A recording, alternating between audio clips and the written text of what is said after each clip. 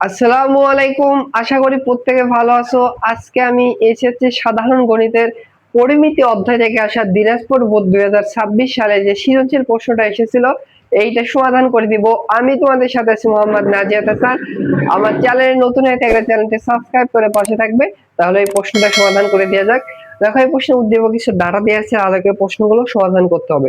তো ক নাম্বার প্রশ্নে বলেছে একটা ঘনকের সম্পূর্ণ পৃষ্ঠের ক্ষেত্রফল যদি 72 বর্গমিটার হয় তাহলে ওই ঘনকের হচ্ছে কর্ণের দৈর্ঘ্য কত এটা বের করতে বলছে।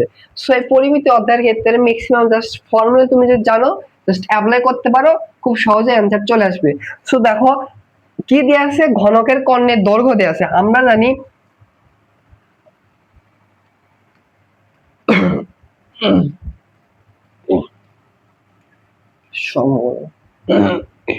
সো এখানে কি দেয়া আছে, দেয়া আছে একটা ঘনকের সম্পূর্ণ পৃষ্ঠের ক্ষেত্রফল। সো আমরা কি জানি, আমরা জানি হচ্ছে ঘনকের সম্পূর্ণ পৃষ্ঠের ক্ষেত্রফল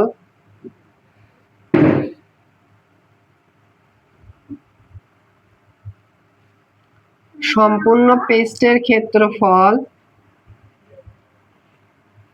ফর্মুলা আমরা জানি হচ্ছে 6a²। সো এটা সমান কি লিখতে পারবো, এটা দেয়া আছে হচ্ছে 72 বর্গ সেন্টিমিটার, তাই না?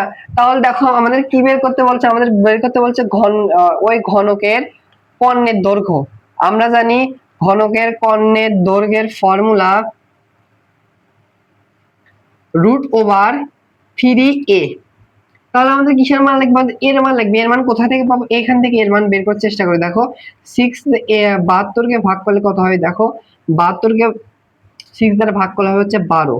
অতএব এর মানটা হবে স্কয়ার আছে এই পাশে পাঠালে √12 হবে। সো এর মানে এখানে বসলে আমাদের অ্যানসারটা চলে আসবে। তাহলে দেখো √3 ইনটু এর সাথে এর মান গুণ হবে হচ্ছে √12, তাই না? সো দেখো এটাকে এভাবে লিখতে পারবো, √√12 এর ভেতর যেটা আছে দুইটা গুণ হবে, তাহলে 3 এর সাথে 12 গুণ হলে কত হবে 36। দ্যাট মিন্স √36 মানে হচ্ছে 6। এটা একক আসবে, কর্ণের দৈর্ঘ্য আসবে হচ্ছে কি দিয়েছে বর্গ মিটার, তাহলে আসবে হচ্ছে এটা একক আসবে মিটার। এটা হচ্ছে এই প্রশ্নের অ্যান্সার। আশা করি বুঝতে পারছো। এবার খ নাম্বার প্রশ্নটা সমাধান করে দেওয়া যাক। দেখো খ নাম্বার প্রশ্নে বলেছে হচ্ছে 1 ঘন সেন্টিমিটার লোহার ওজন যদি এত গ্রাম হয় তাহলে লোহার পাইপটির ওজন কত। তো এইখান থেকে বুঝতে হবে 1 ঘন সেন্টিমিটারটা কি দিয়েছে, এখানে ডিরেক্ট কিন্তু বলা নেই, বাট একক দেখে চিনতে হবে। সো ঘন সেন্টিমিটার কিসের একক হয় বলতো, ওই পাইপটার কিন্তু আয়তনের এককটা হয় হচ্ছে ঘন সেন্টিমিটার, মানে ওই লোহার পাইপটা। তার মানে বোঝা যাচ্ছে যে আমাদের হচ্ছে ওই পাইপের 1 ঘন সেন্টিমিটার আয়তনের ওজন যদি এত গ্রাম হয় তাহলে এই যে একটা ডাটা দিয়ে আছে, ডাটাতে পুরোটুকু যে পাইপ রয়েছে পুরোটুকু পাইপের আয়তন কত, আয়তন যেটা হবে ওইটার ওজন টোটাল কত হবে ওইটা আমাদের বের করতে বলছে। সো এই প্রশ্ন তোমাদের বোঝার সুবিধার্থে আমি একটু চিত্র অঙ্কন করি, তাহলে তোমাদের কিন্তু বুঝতে সুবিধা হবে। তাহলে এইখানে যদি একটা পাইপ অঙ্কন বলছে, একটা লোহার পাইপের ভেতরের ব্যাস হচ্ছে 16 সেন্টিমিটার, যার পুরুত্ব বা মোটা হচ্ছে 2 সেন্টিমিটার এবং পাইপটি উচ্চতা হচ্ছে 3 মিটার। তাহলে উচ্চতা কত হবে 3 মিটার। এখানে যদি একটা পাইপ অঙ্কন করে দেখো, হাত দেখাচ্ছি একটু বাঁকা হচ্ছে, যাই হোক এখানে একটা পাইপ অঙ্কন করলাম, এটা হচ্ছে 3 মিটার, একটু বাঁকা হচ্ছে, এটার উচ্চতা হচ্ছে হাইটটা হচ্ছে 3 মিটার। এখন বলছে এই পাইপের ভেতরের ব্যাস হচ্ছে 16 সেন্টিমিটার, ধরলাম এইটা ভেতরের ব্যাস, এইটা হচ্ছে ভেতরের ব্যাস, এইটা হচ্ছে 16 সেন্টিমিটার। এখন বলছে পাইপের পুরুত্ব হচ্ছে 2 সেন্টিমিটার, দ্যাট মিন্স পাইপটা 2 সেন্টিমিটার মোটা। তাহলে ধরো পাইপটা হচ্ছে বাইট দিয়ে ধরো এরকম 2 সেন্টিমিটার হচ্ছে মোটা হবে। তো পাইপের শেপ যদি দেয় মোটামুটি হচ্ছে এরকম হচ্ছে একটা পাইপ হবে। আমি তো সুন্দর ভাবে চিত্র অঙ্কন করতে পারি না। আর এই যে পুরুত্ব রয়েছে এটা হচ্ছে দুই পাশে কিন্তু সেম হবে, 2 সেন্টিমিটার পুরুত্ব রয়েছে, একটু মোটা রয়েছে 2 সেন্টিমিটার হচ্ছে দুই পাশে হচ্ছে এরকম পুরুত্ব রয়েছে। এটা মোটামুটি একটা পাইপ হয়েছে। এখন বলছে যে এই পাইপের যদি আয়তন 1 ঘন সেন্টিমিটারের ওজন যদি এত গ্রাম হয় তাহলে পুরোটুকু যে পাইপ রয়েছে অবশ্যই আয়তন রয়েছে, যেহেতু দৈর্ঘ্য উচ্চতা পোস্ট এগুলো আছে অবশ্যই কিন্তু পাইপের হচ্ছে কি রয়েছে, এর হচ্ছে আয়তনও রয়েছে।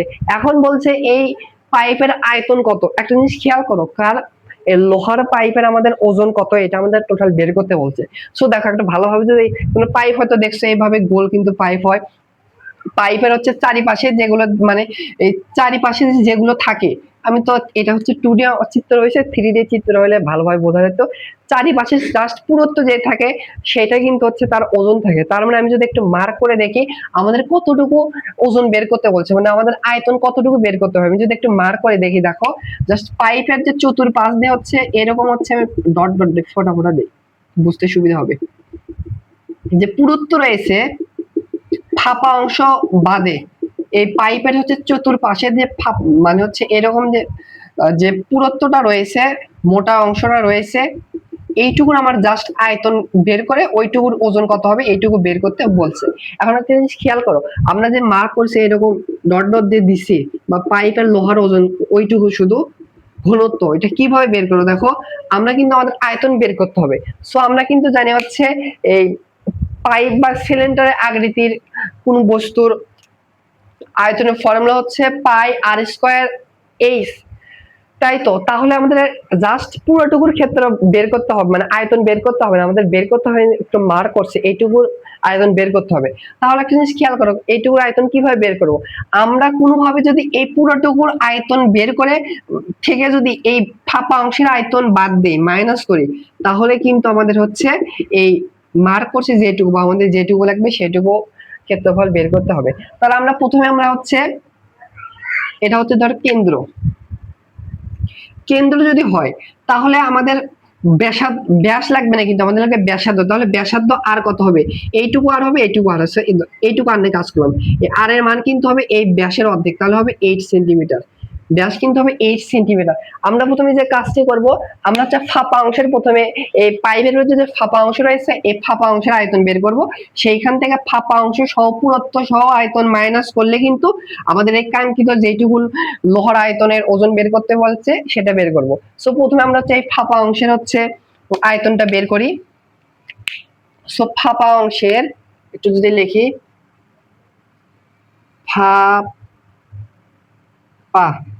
ফাঁপা অংশের ফাঁপা অংশের ব্যাসার্ধ কত বলতো, ব্যাসার্ধ আগে বের করছি বা এখানে বের করতে পারো, ব্যাসার্ধ হবে হচ্ছে আর1 দিলাম, এই আর1টা হবে হচ্ছে কত বলতো, আর1 এইটুকু যদি ব্যাস হয়, ফাঁপা অংশের ব্যাসার্ধ আগে বের করছি 8 সেন্টিমিটার কিন্তু হবে। অতএব ফাঁপা অংশের পাইপের ফাঁপা অংশের আয়তন হবে, আমরা জানি পাইপের বা হচ্ছে সিলিন্ডার আকৃতির আয়তন বের করার ফর্মুলা হচ্ছে পাই আর1, যেহেতু এটা আর1 দিছে, আর স্কয়ার এইচ হবে। তাহলে মানগুলো বসিয়ে দিয়ে দেখো, ও আর এই পাইপের এই হাইটটা এই উচ্চতা বলে দিয়েছে হচ্ছে কত, উচ্চতা বলে দিয়েছে হচ্ছে 3 মিটার, 3 মিটার। চিত্র বুঝলে খুব সহজে কিন্তু সমাধান করতে পারবা। তাহলে এখানে যদি মান বসে দেখো, আমরা জানি পায়ের মান হচ্ছে 3.1416, আর এর মান কত 8 সেন্টিমিটার। এই একটা খেয়াল করো, 8 সেন্টিমিটার, আমরা এটাকে 8 সেন্টিমিটার বসালাম। আর এই উচ্চতা দিয়ে এটা দেওয়া আছে দেখো 3 মিটার, বাট আমাদের মিটার বসালে সবগুলো একক একই নিতে হবে, তাহলে তোমার ব্যাসার্ধ মিটারে নিবা, আর এটা তো মিটার দেওয়া আছে, বাট আর ছোট হবে মিটার নিলে, সেহেতু আমরা যে কাজটি করবো মিটারকে সেন্টিমিটার কনভার্ট করবো। কিভাবে দেখো, 3 সাথে যদি হচ্ছে 100 গুণ করো তাহলে এককটাও কিন্তু হচ্ছে সেন্টিমিটার, মানে এককটা সিএম মানে ঘন সেন্টিমিটার আসবে। তাহলে এখানে একবার ক্যালকুলেটর দ্বারা ক্যালকুলেশন করবা, আমি একবার ক্যালকুলেটর দ্বারা ক্যালকুলেশন করি, 300, তাহলে যেটা আসতেছে অনেক বড় একটা মান আসতেছে,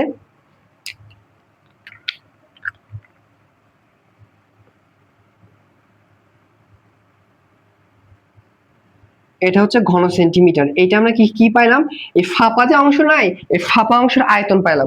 এবার আমরা কি করব, এই ঘনত্ব সহ পুরুত্ব সহ পুরোটুকু পাইপের হচ্ছে আমরা হচ্ছে এই আয়তন বের করব।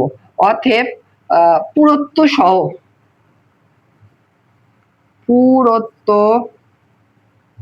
সহ ওই পাইপের ওই লোহার পাইপের ব্যাসার্ধ হবে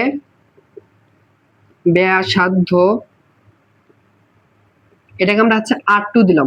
তাহলে দেখো ফাঁপা অংশের ব্যাসার্ধ ছিল 8, বা এইদিকেও কল্পনা করতে পারো, এইদিকেও 2 অংশ আছে, বা এইদিক নিলে এইদিকেও 2 অংশ আছে, আমরা এক পাশে নেব। তাহলে ধরো এইখান থেকে আমরা এই পুরোটুকু নিলাম, এইখান থেকে এই পুরোটুকু নিলাম, এইটুকু যদি 8 হয় আর এইটুকু আছে 2, তাহলে কি হবে 8 প্লাস হচ্ছে 2 একক, আমরা সেন্টিমিটার এককই নিলাম, দ্যাট মিন্স হলো 10 সেন্টিমিটার। তাহলে অতএব পুরুত্ব সহ পাইপের হচ্ছে আয়তন হবে, আয়তন কি হবে সেম ফর্মুলায় পাই আর এটা R2 এরপর হবে স্কয়ার, এই উচ্চতা দুইটা কিন্তু সেমই হবে, তাহলে মানগুলো অবশ্যই পাই এর মান 3.1416 গুণন আর এর মান কত হবে 10, এরপর হবে স্কয়ার, যেহেতু সেন্টিমিটার বসাচ্ছি উচ্চতাটাকে আমরা সেন্টিমিটারে বসাবো, 3 সাথে 100 গুণ করলে 3 মিটার থেকে 100 সেন্টিমিটারে কনভার্ট হবে। এটাও ক্যালকুলেটর দ্বারা সমাধান করি, 10 এর পরে হচ্ছে স্কয়ার গুণন হচ্ছে 300, তাহলে এটা অনেক বড় মান আসতেছে,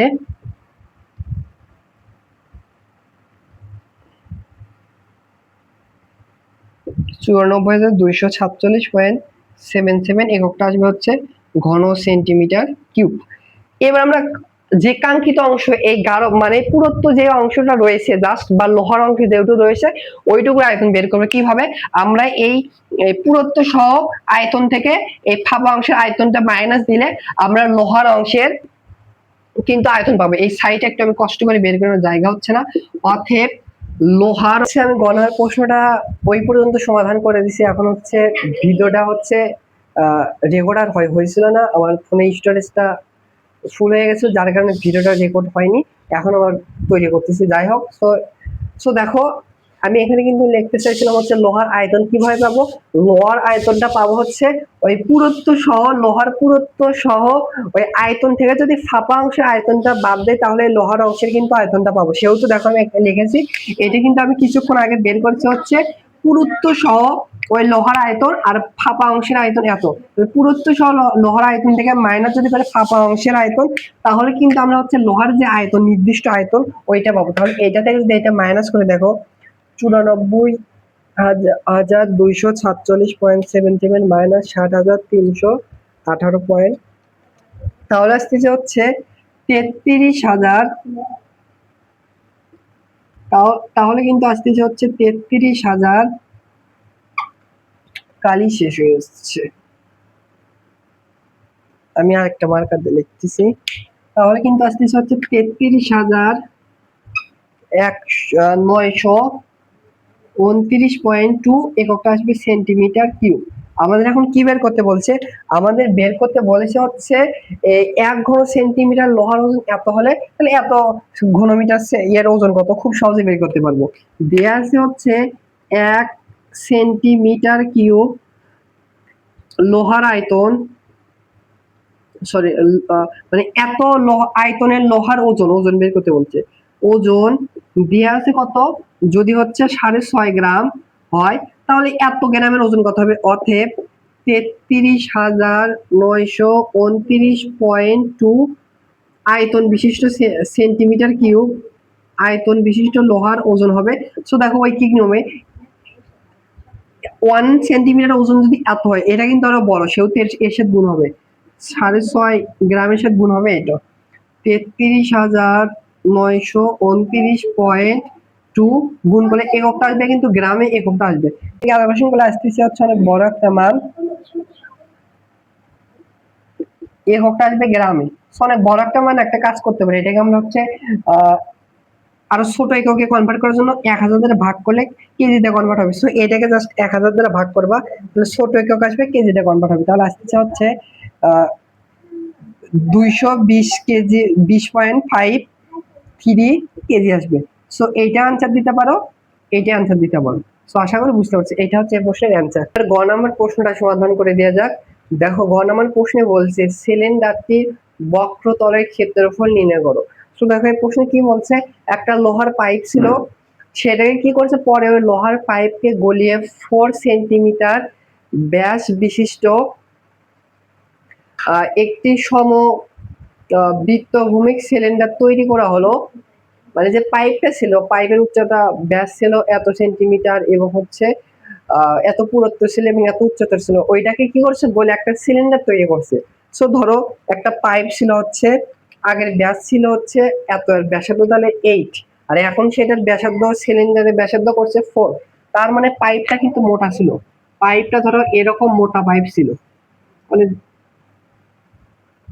এরকম ধরো মোটা পাইপ ছিল, ওইটাকে কি করছে একটা সিলিন্ডার, যেহেতু হচ্ছে ব্যাসার্ধ কমাইছে 4 সেন্টিমিটার ব্যাসার্ধ করছে, এটা ধরো এটার ব্যাসার্ধ ছিল হচ্ছে 8 সেন্টিমিটার। আর আরেকটা সিলিন্ডার, সিলিন্ডার ছিল তো সিলিন্ডার, এটা ছোট হবে, এটার ব্যাসার্ধ হচ্ছে কত 4 সেন্টিমিটার করছে। তো সিলিন্ডার হচ্ছে এরকম টাইপ হচ্ছে সিলিন্ডার আকৃতি হয়েছে মোটামুটি। যাই হোক, তাহলে দেখো এখন বলছে এই সিলিন্ডারে কি বের করতে বলছে, বক্রতলের ক্ষেত্রফল। এই বক্রতলের ক্ষেত্রফল কত এটা আমাদের বের করতে বলছে। সো দেখো সিলিন্ডারের বক্রতলের ক্ষেত্রফল সমান সমান আমরা কি জানি, আমরা জানি হচ্ছে ক্ষেত্রফল, এর ফর্মুলা হচ্ছে 2πr/h। 2πr/h হচ্ছে সিলিন্ডারের বক্রতলের ক্ষেত্রফল ফর্মুলা। সো দেখো এখানে আমি মানগুলো বসাই, কোন কোন কোন মান দিয়ে আছে দেখো। আমরা কিন্তু 2 গুণন পায়ের মান জানি হচ্ছে 1.4, আর এর মান কত বলছে, ব্যাসার্ধ বলছে 4 সেন্টিমিটার, বাট এইটার এইচ হাইট কত, এইচ কত এইটা কিন্তু আমরা জানি না। সো এই পাইপের এইচ ছিল, হাইটটা ছিল কিন্তু হচ্ছে 3 মিটার, বা যখন এই পাইপকে গোলানো হয়েছে আর একটা সিলিন্ডার বানানো হয়েছে তখন তার উচ্চতা কিন্তু চেঞ্জ হয়েছে।